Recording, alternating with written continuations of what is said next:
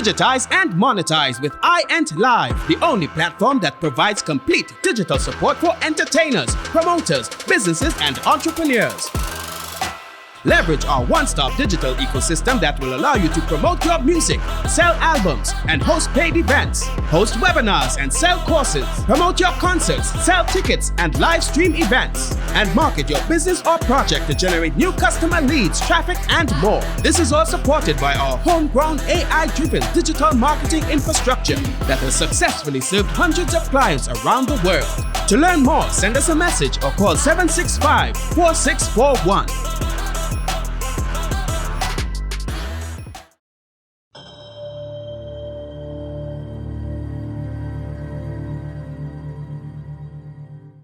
Hi, good evening, and welcome to the Bloodline podcast on iEnt Live.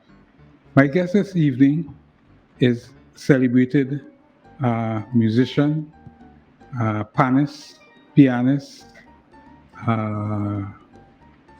Berkeley graduate, Chantal Esdelle. Hi, Chantal. Welcome. Thank you, Peter. How are you doing? Thank you. I am doing well. And good evening to everyone. This would be worldwide, so I can't say Trinidad and Tobago. That's right. And I could say condolences to everyone on the passing of the death of our icon, Brother Resistance, today. We all saddened. Yeah. Passing. So, Chantal, tell me, where are you originally from? And tell me a bit about your family and stuff like that. Where am I originally from? Where are you born? Well, I was born in Winnipeg, Manitoba. Oh my God. Okay. Two, and this is the important part. So Ronald Esdelle and Glenda James Esdelle.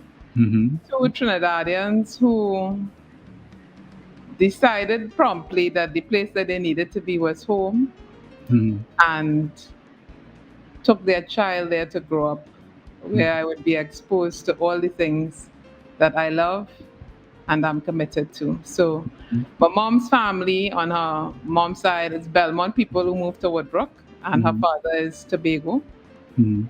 And my dad's family, Esdelle, is from Central, Karapichaima side, and his mom from the Tunapuna area. So I grew up in Tunapuna, and I went to school in Port of Spain, and I went to music school in Tunapuna. So I went to school in Port of Spain by the Thornhills and Mrs. George's at St. Gabriel's, and then to Bishop's. And I was in Tunapuna. I went to music school with Louise McIntosh at Panpiper's Music School. So that's a little bit about me, and where I coming from.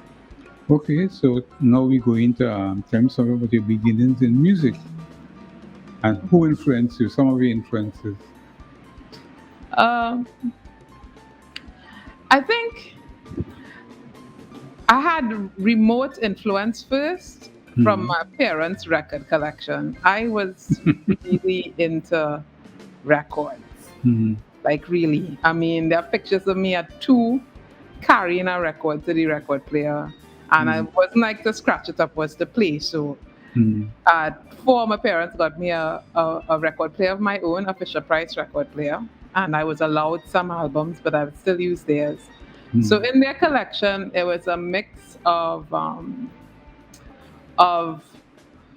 the only jazz that Daddy had a lot of was Miles Davis. But we also had Osibisa, Ralph McDonald, and any calypso album that came out for the year. And I used to do a lot of reading of the backs of albums. And so I had this picture that the people, I didn't think that the people on the backs of albums were actually people. I thought they were ethereal beings.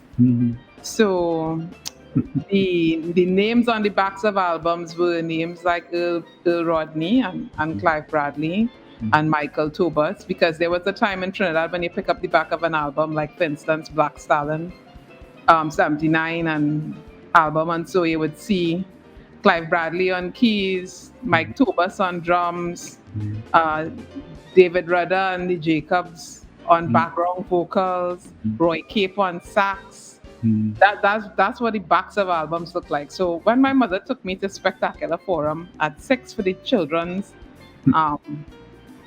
the children's clips were tent, and I went on stage and saw these people actually there.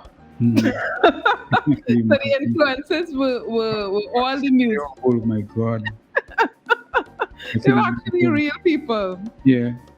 So those were my influences. Hearing them first on record, and seeing them later, and then listening. My parents didn't take me to Panorama, obviously, as a young person. But I had listened on the radio because that's where they went, and I wanted to hear where they went. So I used to listen to a lot. Lots of Panorama before. Well, Peter, you would know when Mommy started bringing me to the Savannah. So, so I used to listen a lot, and I was and even at like 6, 7, 8, I was very enamored of Mr. Clive Bradley. Very enamored. My mother was a All-Star supporter, and I know that. Yeah, and I remember the year that Desperados played Rebecca, All-Stars played Rebecca too. And when they came home, I told them, I said, well, your band didn't win. There's a band that played better than yours, it's Desperados. And I thought Clive Bradley was a tall, elegant, dark man that I hope one day to meet. And you know that when I actually did meet him, it was quite a different story. He was red and miserable. I don't know. Total opposite. So, total opposite.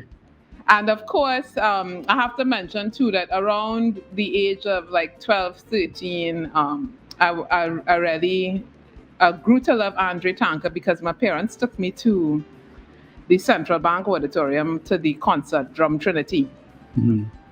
And at that concert, I was like this. I was blown over at that concert. Yeah. And I really started to take in Andre Tanker more at that time. Yeah. What about him? Yeah. You're saying Yeah, I think so. Those were most of my local experiences and influences as a young person listening to music. What about your beginnings in fun? You said, at the age of 6 years, this part was fun already, and I quite really fun. I was a little bit older. I don't think I was a fan yet. I just noticed that was the sound that I liked. I guess I was a fan, yes. Right. So the music school that I went to, Louise McIntosh, was the principal of the school. So she didn't teach me at first until I was like a grade 3 student. So my principal instrument was piano from the get-go. I went there when I was 4, so that's where we started. But she was one of the early females to conduct and work in pan. I mean, she worked with Klondikes and Exodus and, all those. So she had gotten some pans from Klondikes, and so she had pan as the ensemble instrument that she used for her music students. Plus, my father is a Old Highlanders bass player.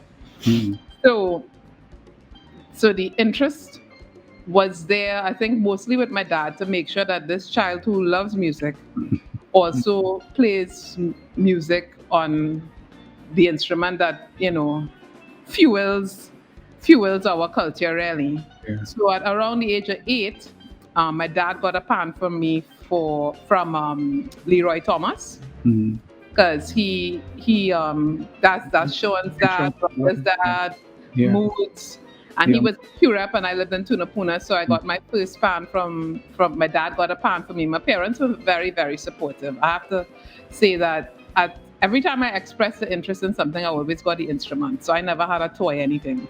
Never had a toy piano. They rent one, and then mommy took out one on terms from Louis Gilman Thomas. My dad wanted me to play pan. He get a pan from Mr. Thomas. When I was 14, I wanted to play flute. My aunt sent a flute from a, so it always the real thing. And so I really was very fortunate to have that kind of support.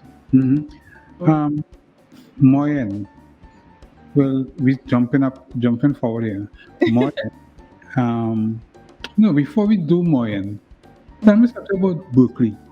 I'm a Guardian Well, now I find out is a Canadian.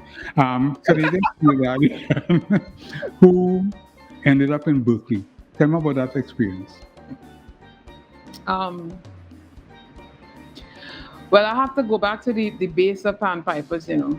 You Mm, see, with Louise McIntosh, at her school, it didn't seem unusual to me as a young person to think about music as a thing that I would go on to study, mm, because people had done it before and I saw it happening. So I saw Harold Headley, I saw Sat Sharma go to Eastman, I saw Leslie Ward go to Indiana, I saw Michelle D'Souza go to study music therapy, I saw Marcus Tompak go to London. I saw, you know, it was normal.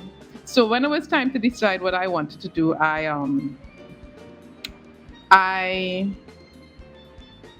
applied to 3 universities at the time, and I was accepted to all 3. USC, I wasn't getting scholarship money. West Virginia said come and I would get when I arrived, and Berkeley accepted me with scholarship money. So of course that is one of the reasons why I went. But the other reason I went was because I I was interested at the time in doing music production and engineering. And also at the time, Orville Wright was at Berkeley, and he had judged the Steel Pan Pan is Beautiful festival, and I had won with Liam at that time. And so Orville was pushing for me to be there present as a Trinidadian who, because I played a lot of piano at Berkeley, even though my principal instrument was piano. So that's how I ended up there, seeing that it was a potential thing to do through panpipers, and seeing that, you know, Orville was, you know, just really, really good in showing me the ropes, and also Ron Reed. I got my first gig in Boston was actually on pan with Ron Reed's son Steve. On pan, not piano. On pan, not piano. All my first gigs were pan. Okay. Yeah, and then when I did do piano gigs, it was with pan people. But as expected, I'm a Trinidadian, so I make no bones about being true to yourself. I was at a school that was a contemporary U.S. college, a contemporary U.S. music conservatory. And for all my compositions and my main portfolio work, I used Caribbean forms as the base for my composition and my performance, right through. Wonderful. So you're back here, and tell me about Moyen. Right. When I came back home, my good friend Kevin Sobers, according to my grandmother, when he came into the yard, she said, "Sobers, Karapi Chima." And so, all right, so Sobers and Esdelle is friends long time before all this. So Kevin Sobers, I had known him a long time from El Dorado Senior Comp, even though I went to Bishop's, we didn't have a steel band. And so for School Festival, I played with El Dorado Senior Comp. They were right up the road from me. I had good friends there. And when I came back, Sobers and I wanted to make music. So we got together downstairs again in my mother's house. And we started to make music, just the 2 of us practicing and, you know, making music. And 2 people came in, and then they had to leave. They said that, you know, they didn't see the potential in being with us because we didn't have any gigs, and where's all this practice? Music is their bread and butter, like it wasn't ours. And they left, and as soon as they left, we got our first gig. Maria McMillan of Guardian called us to play for one of Guardian's functions. And so Kevin Sobers and I went as a duet, pan and piano. We had a grand piano at the venue, and the 2 of us cut that first gig. And that was the start of Moyen. And there was Andre Tanker was playing at Anchorage for something, and the late Donald Noel Jr. Of Northwest Laventil was drumming, and I was like, Sobers, that man drumming, he had to play with us, you know. And Sobers was like, well, I played with him in Japan because they had done that gig with Franklin, Showboat. Yeah, So, so that is, so he did. So he introduced me to Junior, and I said, Junior, you know, we had a gig for $900 coming up the following weekend. You hear how much money I tell you? $900. And I said, Junior, 900. I said, Junior, come and play with us. And Junior say, yes. And that was that. We were 3. One by one, we picking up Peter one by one. And then Douglas Rado was part of a group called 3-in-1 that did not continue after a little while. And I said, Dougie, we need a bass. Come and play bass for us now. And then we were 4. There was a period when Kevin Sobers could not be with us because he was in the States, and we had the absolute blessing of having Jason Batiste play double tenor with us for like 3 years, 2 going on 3 years, because even when Sobers came back, he still played with us because we couldn't let him go. It was just so, and we got that blessing because Felix and Curtis Ruiz, because he was of exchange, the Ruiz brothers, had migrated to London. So we had Jason, and then my good friend Darren Shepherd, who had played pan for us on and off if somebody could make a gig, and who we all knew from School Festival as well, began drumming first in 2009. And most recently, since Darren has become very busy with his exploits with Faunclair, etc., we have had Von Best, who is the youngest person in the band at 30 and the resident drummer at Renegades. He has been the drummer with Moyen since our anniversary in 2018. Since our 20th anniversary. So your Moyen is up and running. But however, Chantal Esdelle still finds time to be sought after and to be brought into Laventil to play for Desperados. How that started, how that developed? Well,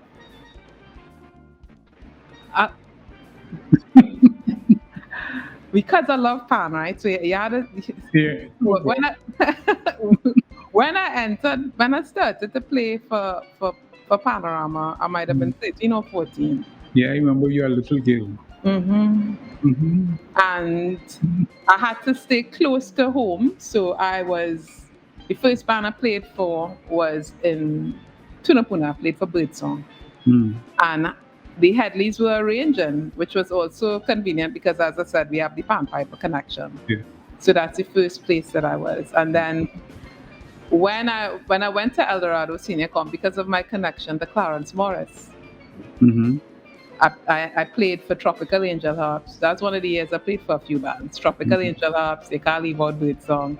Played for Birdsong, and then I was good friends with Ricardo Jerome, who lived on St. Joseph Road in Laventille, and Sidney Joseph. Yes, Sidney was Ricky good friends, so of course I make a turn in Valley Harps. But I never went to Valley Harps because I could learn the whole song right there in Laventille in Ricky Gallery when Sidney passed. So that's where I learned it, and then went down to play. And then in my hunt for Clive Bradley, I ended up in Pandemonium. You mean the tall, dark Clive Bradley? Tall, dark Clive Bradley that I was hunting for. A guy that I was interested in. I say, well, I'll get through 2 ways. I wanted this guy to be my boyfriend, and Clive Bradley arranging for the band. So let me go down to Pandemonium, and sweet, both things occurred. And that's where I met Bradley. Now, Bradley was then, afterwards he was arranging for Lincoln Enterprises. And I did a stint with them as well. When Desperados was doing musical Volcano, I went up the hill. Mm. When I went up the hill, Raj Yates was up the hill. I knew Raj from School Festival competing and stuff. And Kuna, Bangle's daughter, was there. Mm. And it was a crazy year, Peter. I don't know if you could remember what that year, but for me as a teen girl, when I went up the road that year, I was like, nah boy, this is too much for me. It's too much of people, it's too much of everything. And the only reason I reached up there, my mother never drove up there, is because she was in All Stars, and a taxi driver who used to drop us to school sometimes, he said he was going up the hill, and I said, Mommy, I could go with Elvin? And she said, yes, you could go. And that ride up was so magical for me. I say, I go into the band that I had to play with. Yeah. When we reached in the yard, and that time I didn't have that building and all that. It was the cars. Yeah. I say I really was loving it, but I don't. But I knew to myself I wasn't ready to battle, because it would have been a battle. That year would have been a battle. I wasn't ready with the battle to be present. So the next time I was able to come, because the following year I had A levels, and my mom said I couldn't go to town at all. She banned me completely. So I played Exodus. That was my getaway. I still do Exodus, grade 8 voice, grade 8 piano, and A levels all in the same year. And then the following year, as I had left school and I was taking a year off, I say I had to get to Desperados. And I asked, one day I was somewhere in Port of Spain, and I told the captain at the time, Curtis Edwards, I said, Curtis, I want to play with the band. And it was Carnival was coming, and he said, come up to the yard tomorrow at 11 a.m. And I went up to the yard at 11 a.m. That's 1994, when we was playing Fire. And I meet boys in, carrying 2 containers of green acid to clean the pans. I didn't see nobody else yet to play. And eventually everybody gathered. And that was my first year in Desperados. That's when I became a Desperados. Yeah. It's a long story. So I didn't just stand up there. I was playing pan first, and then, you get seasoned a little bit. And I think when I reached there, because I had been because I could have functioned well, I was, able to come in the day and play, and, supported to play well. What was your most memorable performance? With Desperados or in general? In Desperados. In Desperados, had to be in my house. In my house. Have to be, because that's when Bradley come back to his house, and I was in the house too. It is, I get the 2 things together. Finally, after looking forward to it from age 7 or 8, I think Desperados playing Bradley music. Come on. Your most memorable performance of all?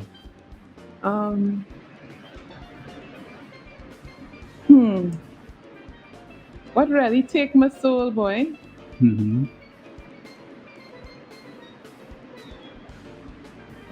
I will go for one where I was outside.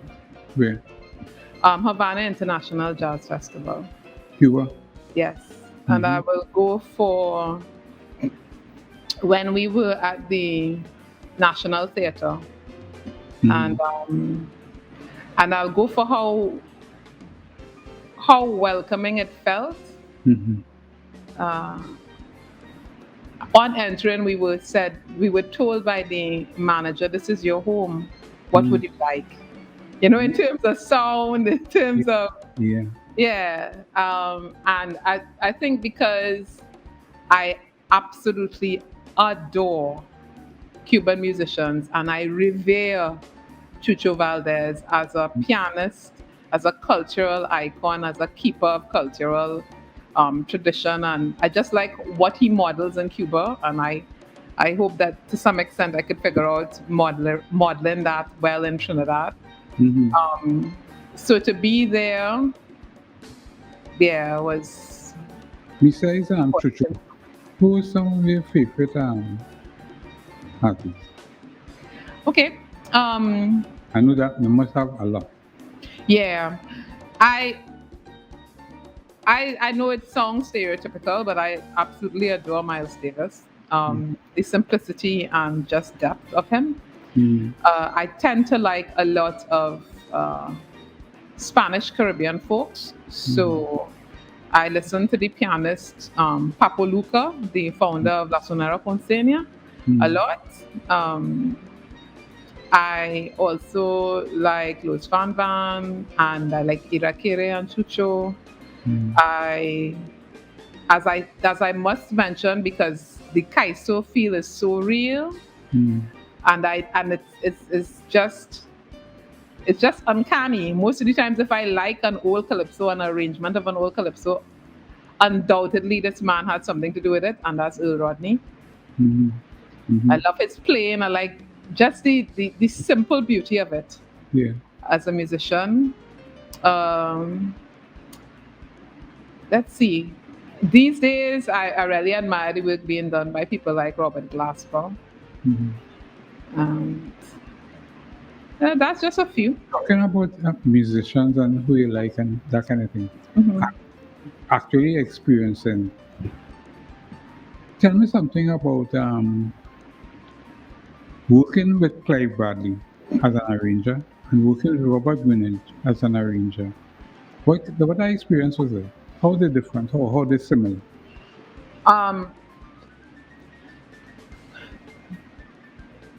Personality wise, they're very different.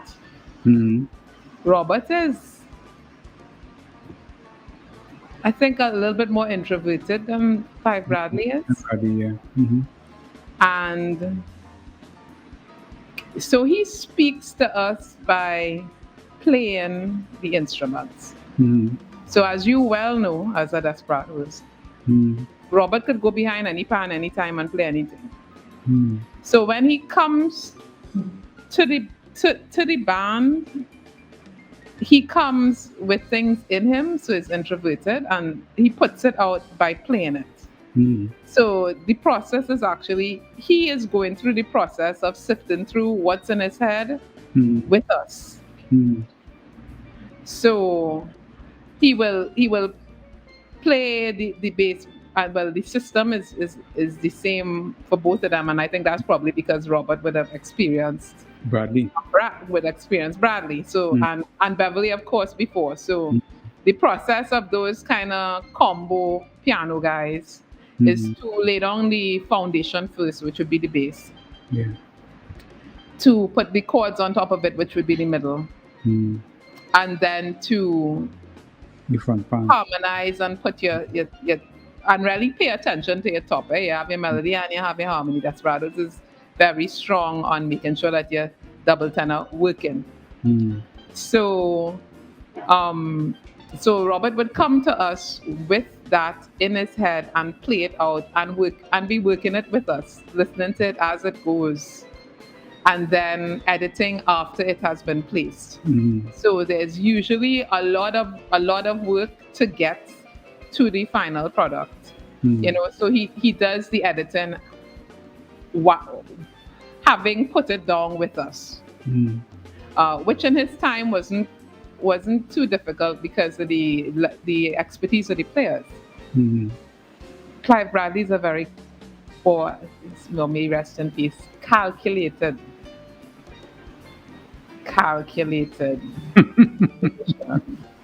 I know he was a mathematician. As a math skill myself, I understand what was going on. So pre-prep is a big thing. No matter how many people feel that he may not have been pre-prepping, he's a pre-prep man. And his pre-prep, his preparation would include simple things like sitting down in the panyard and watching people. Who there? Who playing? Who playing what? How long they playing it? That thing in tune? Why they bring this guy here? That part. All that is his preparation.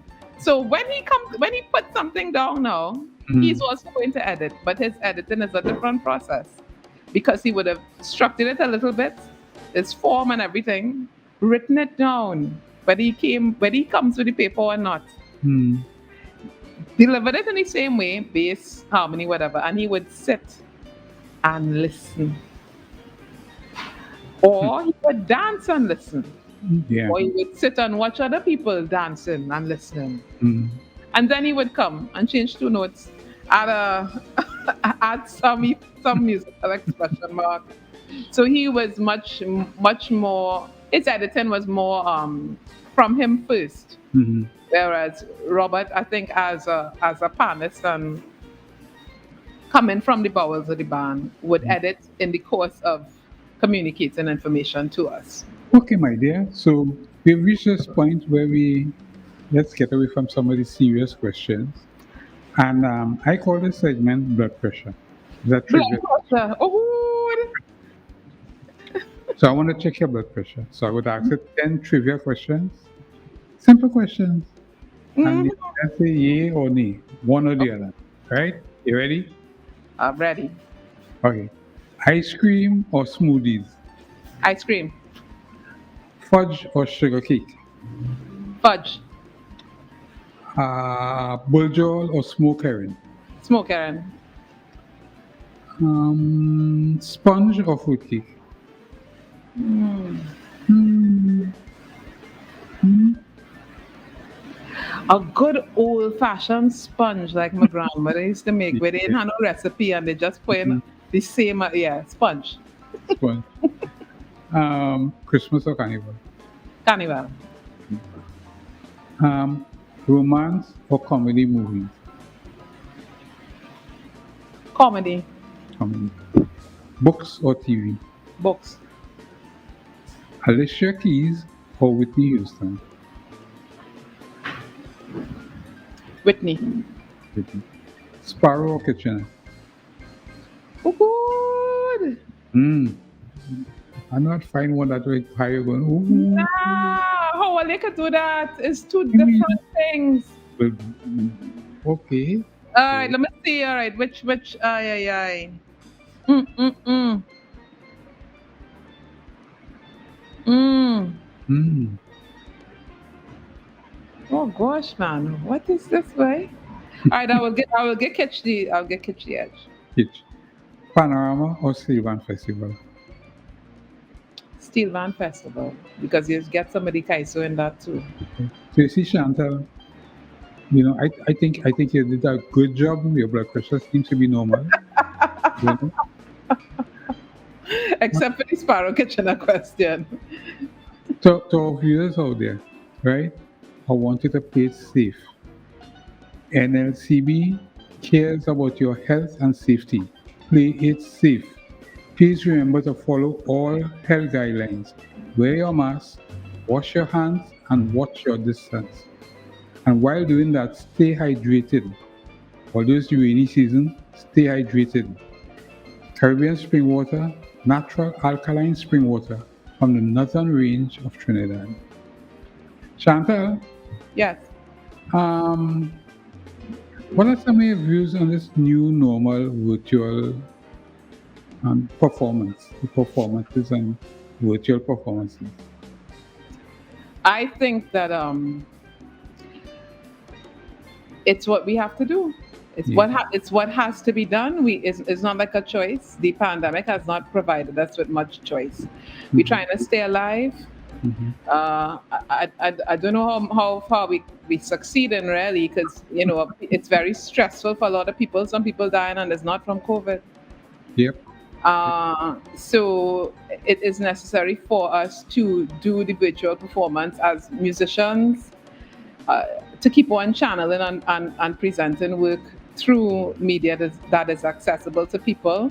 Mm. Moyan has done it under my umbrella company, Ethnic Jazz Club. We did 3 presentations, one in September, one at Christmas, one at Carnival.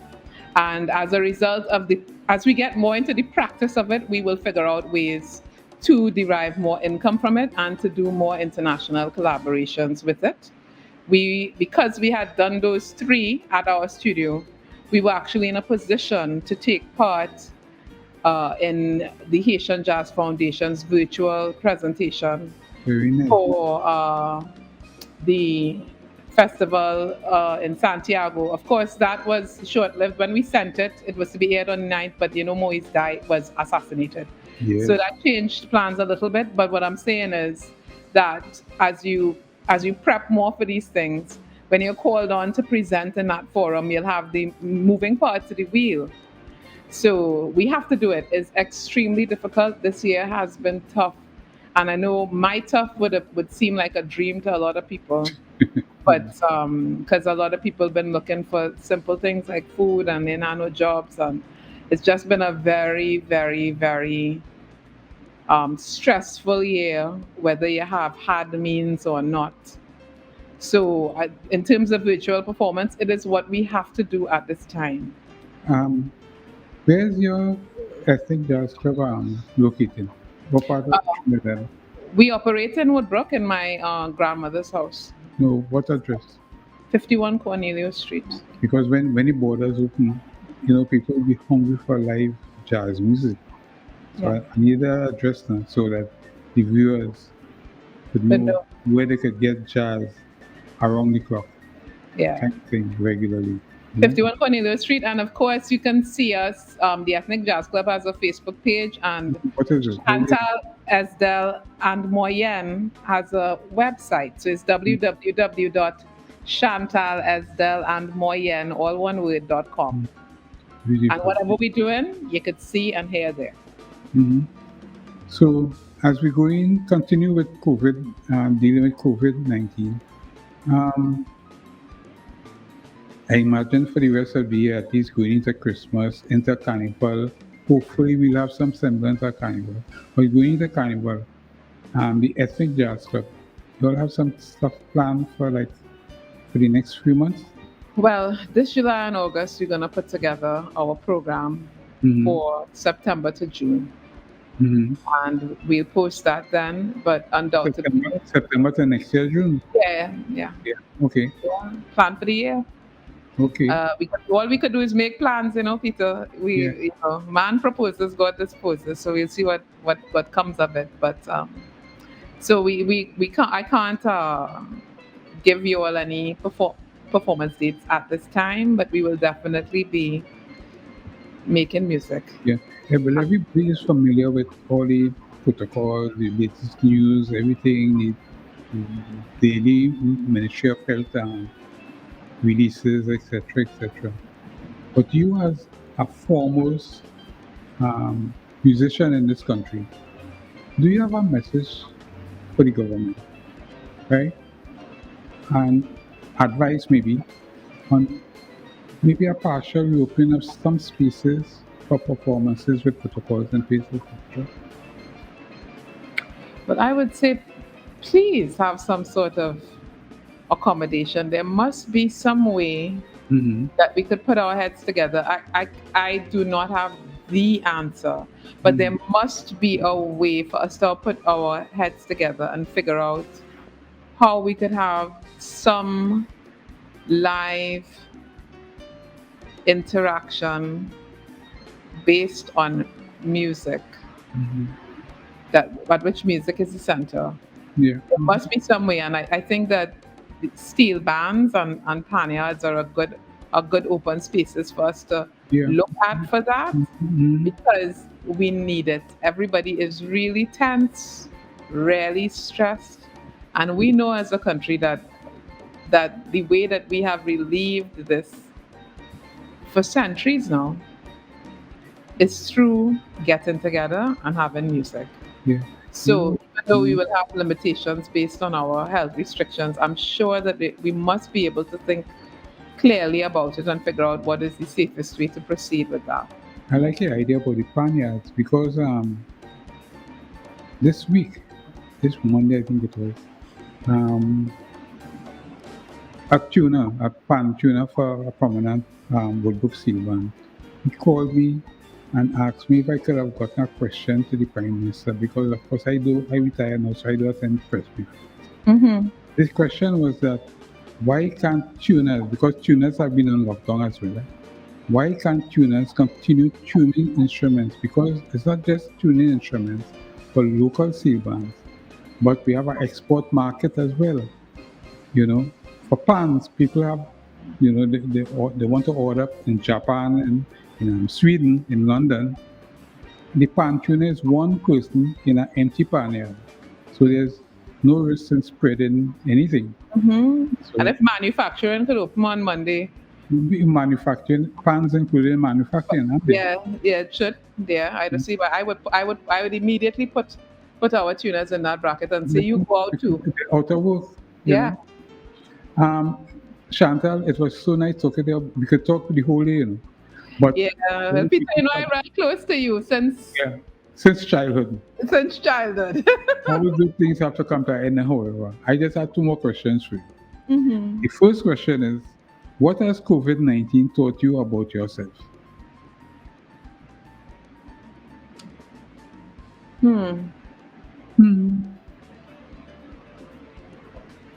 It has taught me that I'm comfortable with myself, and I am comfortable with the choices I have made around relationships and vocation.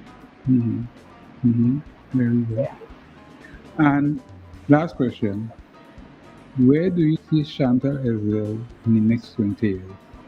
20 years, 20 Why? years? 20 years? 20 years from now, I hope to have a piece of land that I'm planting on. I'm trying to put that in play from all now. And lots of relaxation in Trinidad and Tobago, just enjoying our people and our music and our food. I love the Caribbean. Say what? So in 20 years, I will just be here. Take back and relax. Chantal, I must thank you for being a guest this evening. Ashe. Right? You have been listening to Bloodline on iEnt Live. My guest this evening is prominent musician Chantal Esdelle. Have a good evening. Ciao.